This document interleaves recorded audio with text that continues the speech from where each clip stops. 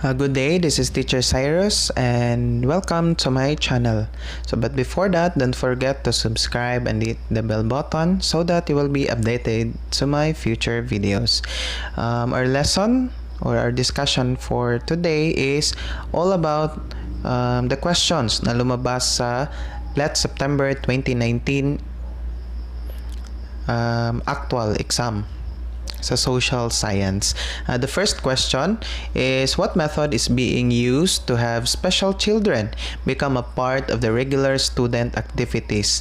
A. Catalytic learning, B. Mainstreaming, C. Specialization, or letter D. Alternative learning. Letter A is catalytic learning. Catalytic learning means that kapag teacher can cater the individual needs of the student. So meaning, kadalasan nating makikita ang catalytic learning or ang situation sa catalytic learning is more on activities. So the teacher can cater individuals' needs, especially about education. Letter B is mainstreaming. It helps children with disabilities to adjust, to help them adapt in the demands of a regular education class. Mainstreaming means ang mga disabled student is hinalo sa mga abled students. That is mainstreaming. Letter C is specialization, focusing on a specific area of learning. Kapag gusto mong i-master, for example sa TLE, if you want to master cooking, so that's why pinili mo ang cooking as your specialization in TLE. Specialization is focusing only on a specific area to master it.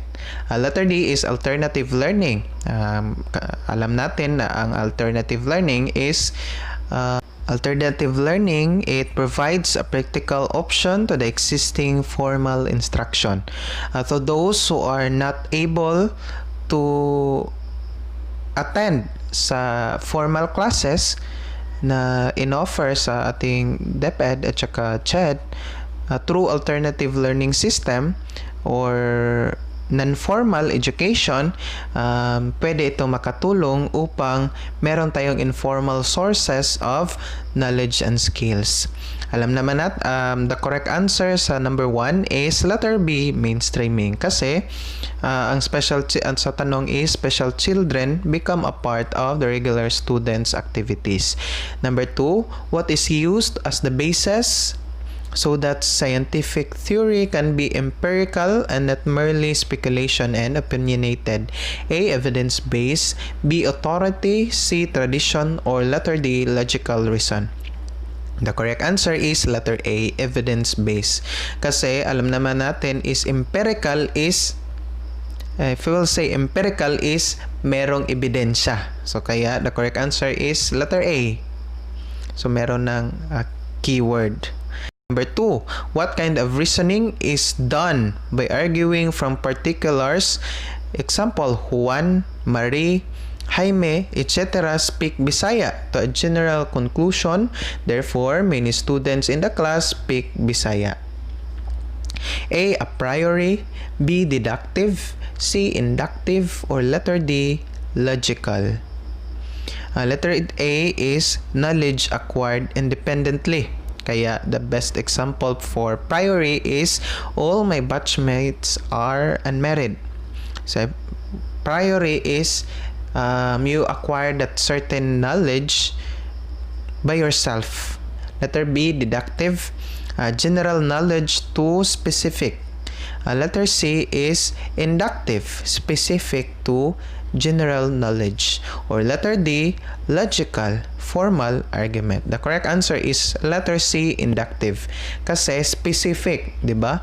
The specific note is Juan, Marie, and Jaime, etc. speak Bisaya. So to general knowledge, ang general knowledge is therefore many students in the class speak Bisaya. So that's why letter C is the correct answer. Number 4, what is the fundamental basis for data gathered in the sciences of sociology, biology, and physics? A, belief, B, observation, C, logic, or letter D, wisdom. If we will say belief, so it is merely more focused on theory.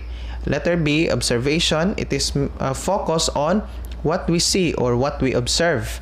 Letter C, logic, focus on formal argument. And letter D is wisdom, concrete understanding. During our biology, so, diba? If we'll say biology, more focus siya sa observation. So we observe smaller living creatures through microscope.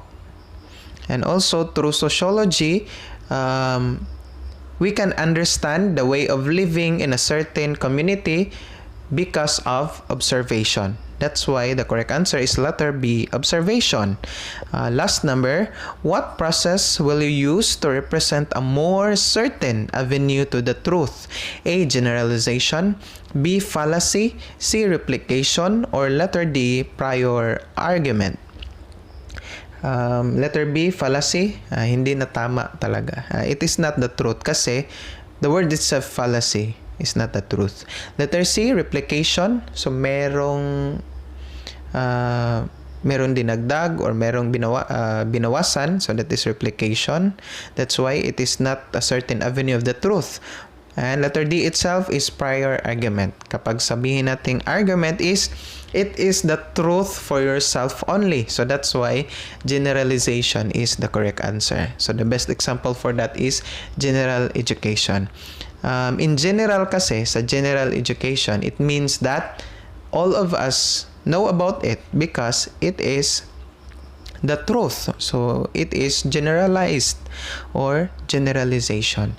Generalization kasi is meaning na you accept that learning as the truth. So marami kayong nag-accept na totoo. So that's why that is generalization. Kapag sabihin natin, kapag marami ang sumang-ayon, so that is the correct answer.